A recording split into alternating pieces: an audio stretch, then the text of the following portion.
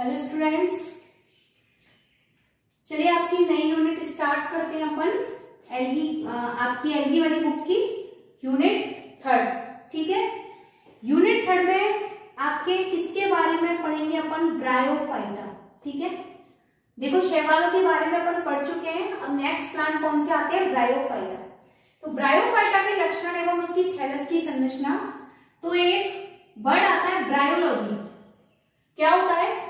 विज्ञान की वह शाखा जिसमें ब्रायोफाइट्स का अध्ययन किया जाता है उसे अपन क्या बोलते हैं? ब्रायोलॉजी बोलते हैं। ये 1 नंबर का क्वेश्चन आता है कि ब्रायोलॉजी किसे कहते हैं। तो विज्ञान की वह शाखा जिसमें अपन किसका अध्ययन करते हैं? ब्रायोफाइट्स का, उसको अपन क्या बोलते हैं? ब्रायोलॉजी बोलते हैं। ठीक है, इंडियन फादर ऑफ ब्रायोलॉजी जो है उनका नाम है SR कश्यप, श्री राम कश्यप है इनका नाम। ठीक है, देखो ब्रायोफाइट जो है वो ऐसे पहले प्लांट होते हैं जो कि प्रथम स्थलीय पादप होते हैं, फर्स्ट टेरेस्ट्रियल प्लांट होते हैं। कौन? आपके ब्रायोफाइट। क्यों? मतलब ऐसे अभी तक अपन पढ़ रहे थे कि मोस्टली एल्गी जो होती है वो कहाँ रहती है? जल में रहती है। लेकिन मोस्टली जितने भी ब्रायोफाइट प्लांट होते हैं वो कैसे होते हैं? स्थलीय पादप होते हैं। लेकिन इनमें भी सत्ते, जड़, तना, पत्तियों का क्या रहता है? अभाव रहता है। मतलब इनमें जड़, तना, पत्ती जैसी स्ट्रक्चर देखने को मिलती है, लेकिन उनको अपन ट्रूली रूट, स्टेम या लीफ नहीं कह सकते।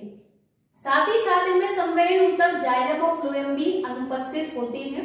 ठीक है, जो ब्रायोफाइट्स होते हैं उनको उभयचर पादप बोलते हैं, मतलब एम्फीबियंस बोलते हैं, जिन्हें अपने जीवन के लिए जल और थल दोनों की रिक्वायरमेंट होती है।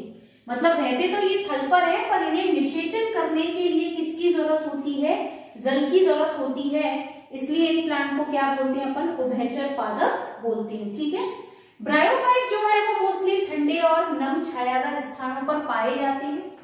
साथ ही साथ इनमें पीढ़ी एकांतरण देखने को मिलता है। मैंने बताया था 2 पीढ़ी होती है, युग्मकोद्भिद और बीजाणुद्भिद, जिनका अल्टरनेशन चलता रहता है। तो वो शैवालों में हमने पढ़ा था, तो ब्रायोफाइट्स में भी ये मिलता है।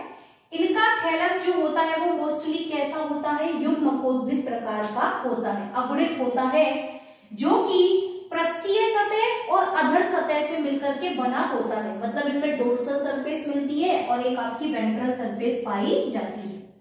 साथ ही साथ इनमें कायिक जनन मिलता है और मोस्टली लैंगिक जनन पाया जाता है, जिसमें नर जनन अंग को कुंधानी कहते हैं, जिसमें पुंडुओं का निर्माण होता है, और मादा जनन अंग को स्त्रीधानी कहते हैं, जिसमें कि अंड का निर्माण होता है। ठीक है, साथ ही साथ पुंडू और अंड जो है संयुक्त होकर युग्मनस बनाते हैं, जिसके अंदर भ्रूण का विकास होता है, और भ्रूण आगे अंकुरित होकर कौन सा प्लांट बनाएगा? बीजाणुद्भिद पादप बनाता है, द्विगुणित पादप बनाता है, जो कि 3 भागों में बटा होता है, कैप्सूल, सीटा और एक आपका फुट। ठीक है, तो बीजाणुद्भिद पादप कैप्सूल, सीटा और फुट में बटा हुआ होता है।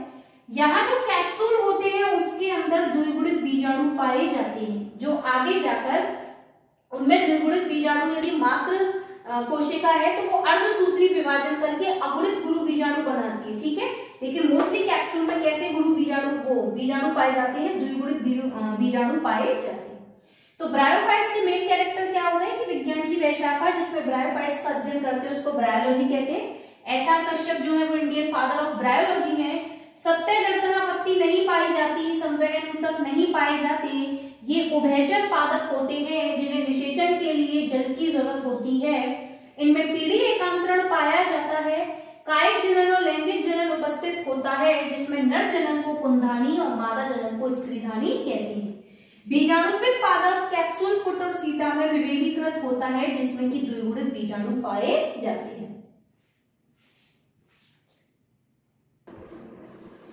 अब देखिए शैवाल और ब्रायोफाइट्स में अपन समानता पढ़ते हैं कि दोनों में क्या क्या समानताएं होती हैं। तो देखो शैवालों में कायिक जनन और लैंगिक जनन पाया जाता है, ब्रायोफाइट्स में भी कायिक जनन और लैंगिक जनन पाया जाता है। शैवालों में थैलस जो होता है वो युग्मकोद्भिद होता है। ठीक है, और ब्रायोफाइट्स में भी मोस्टली कैसा होता है? युग्मकोद्भिद होता है। शैवालों की कोशिका भित्ति सेल्यूलोज और पैक्टिन की बनी होती है, और ब्रायोफाइट की कोशिका भित्ति भी सेल्यूलोज और पैक्टिन की बनी होती है। शैवालों में संचित भोज्य पदार्थ मोस्टली स्टार्च होता है, तो ब्रायोफाइट में भी क्या रहता है? स्टार्च रहता है। शैवालों में संवहन ऊतक जाइलम और फ्लोएम अनुपस्थित रहते हैं, तो ब्रायोफाइट में भी ये क्या रहते हैं, अनुपस्थित रहती है। शैवालों को निषेचन के लिए जल की आवश्यकता होती है, ऐसे ही ब्रायोफाइट्स को भी निषेचन के लिए जल की आवश्यकता होती है। तो ये समानता थी शैवालों में और ब्रायोफाइट्स में। अब देखिए शैवाल और ब्रायोफाइट्स में हम असमानताएं पढ़ते हैं। तो पहली असमानता तो ये है कि जितने भी शैवाल है वो सारे कैसे होते हैं, जलीय होते हैं मोस्टली, लेकिन ब्रायोफाइट्स मोस्टली कैसे होते हैं, उभयचर होते हैं, जिन्हें जल और थल दोनों की आवश्यकता होती है। शैवाल एक कोशिकीय से बहुकोशिकीय हो सकते हैं, कुछ एक कोशिकीय होते हैं, कुछ बहुकोशिकीय, लेकिन सारे के सारे ब्रायोफाइट्स कैसे होते हैं आपके, बहुकोशिकीय। शैवालों में देखो जब नर युग्मक और मादा युग्मक संयुक्त होकर युग्मनस बनाते हैं तो वो युग्मनस कुछ टाइम के लिए विश्राम अवस्था या रेस्टिंग पीरियड में पड़ा रहता है और कुछ टाइम के बाद वो अंकुरित होकर नया प्लांट बनाता है। मतलब यहाँ विश्राम अवस्था दर्शाता है, जबकि ब्रायोफाइट्स में बनने वाला युग्मनस विश्राम अवस्था नहीं दर्शाता, डायरेक्ट कहा जाता है नया प्लांट बनाता है। साथ ही शैवालों में अलैंगिक जनन पाया जाता है, लेकिन जो ब्रायोफाइट्स होते हैं उनमें अलैंगिक जनन नहीं पाया जाता, मोस्टली कायिक जनन और लैंगिक जनन पाया जाता है। तो ये शैवाल और ब्रायोफाइट्स में क्या है आपकी असमानताएं।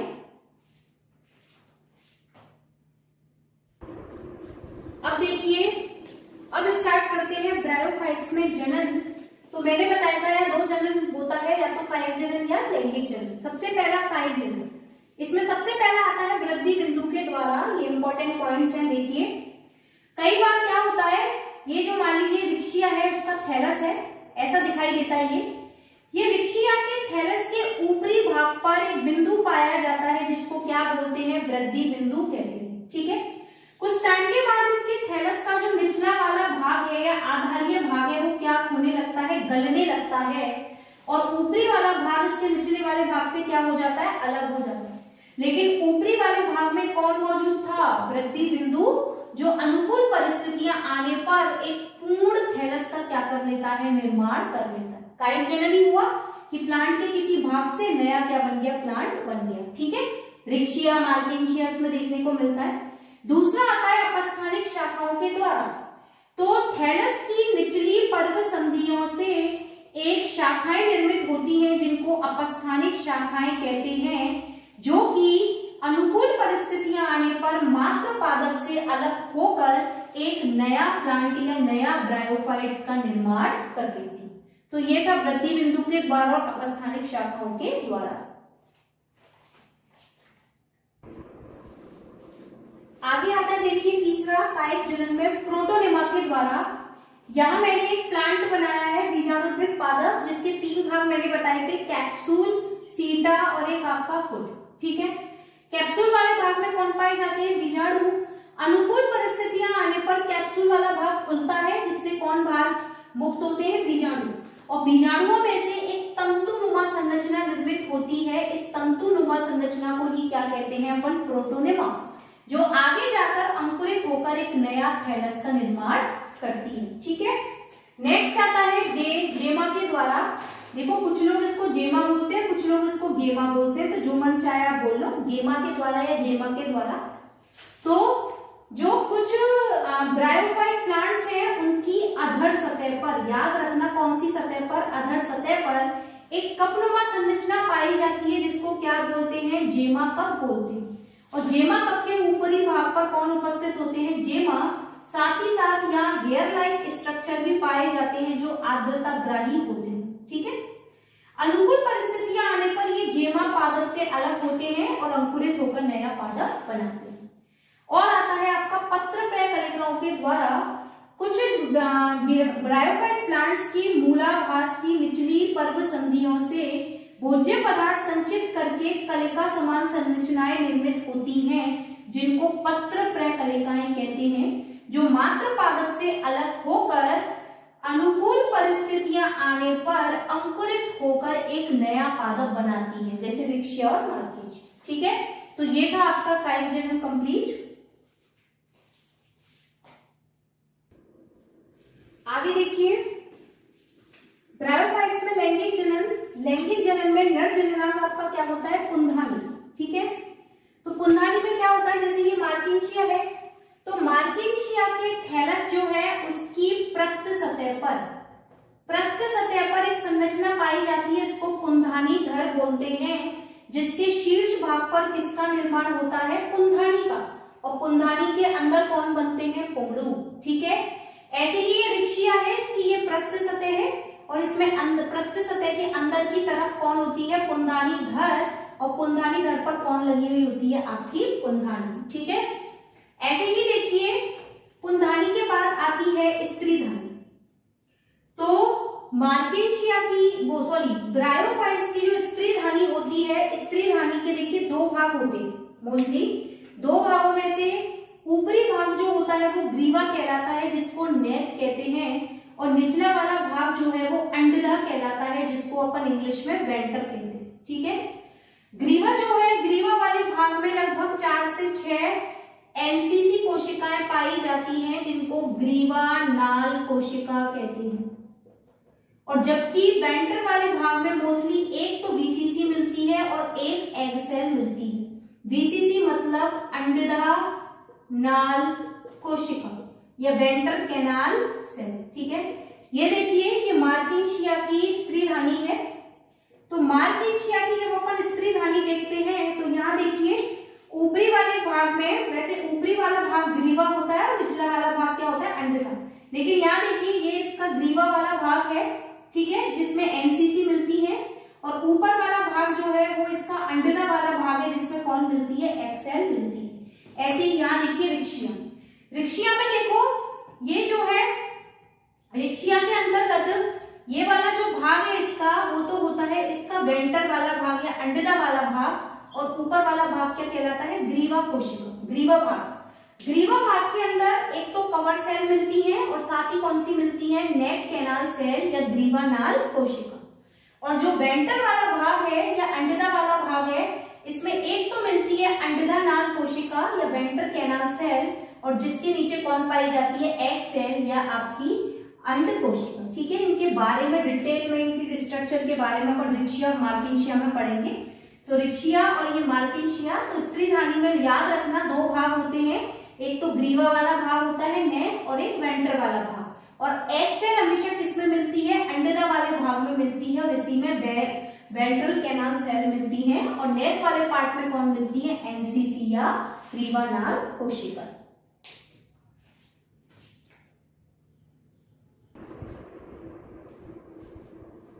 नेक्स्ट आता है देखिए ब्रायोफाइट्स का आर्थिक महत्व, ये भी एक बड़े नंबर का क्वेश्चन आता है। तो सबसे पहले ब्रायोफाइट्स का आर्थिक महत्व है औषधि के रूप में। ठीक है, जैसे कि मार्किंशिया पॉलीमॉर्फा का उपयोग एंटी ट्यूमर मतलब ट्यूमर को बनने से रोकने वाली दवाइयों के रूप में, औषधि के रूप में किया जाता है। साथ ही साथ यकृत या लिवर से संबंधित बीमारियों में भी इसका उपयोग किया जाता है। रिक्शिया जो है उसका उपयोग दाद के उपचार में किया जाता है। पॉलीट्राइकम जो ब्रायोफाइट है उससे एक चाय बनाई जाती है इनसे, और उस चाय का उपयोग पित्ताशय एवं वृक्क की, किडनी और आपके गॉल ब्लैडर की पथरी जो है वो स्टोन जो है उसके उपचार में किया जाता है। ऐसे ही स्पैग्नम जो ब्रायोफाइट है उसका उपयोग आंखों के उपचार में किया जाता है, और इनसे एक इपैग्नोल नामक रसायन प्राप्त होता है, जिसका उपयोग चर्म रोगों या त्वचा संबंधी विकारों के उपचार में किया जाता है।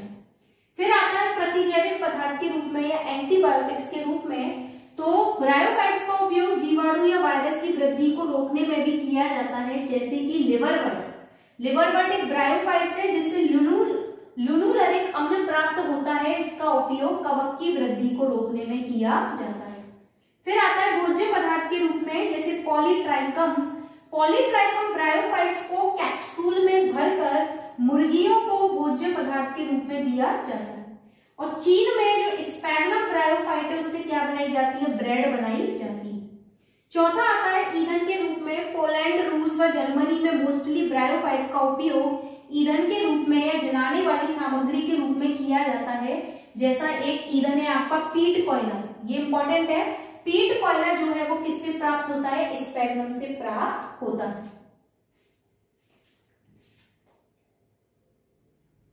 आगे देखिए पैकिंग सामग्री के रूप में। तो स्पैरलम जो है उसका उपयोग फल एवं सब्जियों की पैकेजिंग में भी किया जाता है। ठीक है, नेक्स्ट आता है वातावरण के अच्छे सूचक। देखो जो ब्रायोफाइट्स का थैलस होता है उस पर किसका अभाव पाया जाता है, क्यूटिकल का, और क्यूटिकल का अभाव पाए जाने के कारण ये जो है वो पोषक तत्व और प्रदूषित तत्वों को आसानी से क्या कर लेते हैं, एब्जॉर्ब कर लेते हैं। तो इसलिए इनका उपयोग यदि जल में कैल्शियम या पोषक तत्वों की उपस्थिति के बारे में जानना है कि जल में पोषक तत्व की कमी हो गई है या वहां पर कैल्शियम की कमी है, तो उसको जानने के लिए इनको वो काम में लेते हैं। ठीक है, साथ ही मृदा का निर्माण। कुछ जो ब्रायोफाइट्स है, मोस्टली ब्रायोफाइट चट्टानों पर पाए जाते हैं और चट्टानों पर पाए जाने पर चट्टानों को छोटे छोटे कणों में तोड़ देते हैं, जिस क्रिया को अपन वेदरिंग बोलते हैं, अपक्षय बोलते हैं, और अपक्षय की क्रिया के दौरान ही किसका निर्माण होता है, मृदा। ठीक है, फिर आता है वायु प्रदूषण मॉनिटरिंग। तो ये जो है वो वायु प्रदूषण को मॉनिटर करने में भी काम करते हैं, जिसमें सबसे इंपॉर्टेंट है आपका मॉस। मॉस क्या करता है, वो वायु प्रदूषण का अच्छा सूचक होता है। जिन स्थानों पर वायु प्रदूषण ज्यादा होगा वहां पर मॉस क्या करेगा, कम होते चले जाएंगे, जिसको देखकर ये पता चल जाता है कि वहां पर प्रदूषण ज्यादा है, इसलिए मॉस की संख्या क्या है, वहां पर कम है। ठीक है, क्योंकि ये जहरीले पदार्थों को आसानी से क्या कर लेता है, सोख लेता है।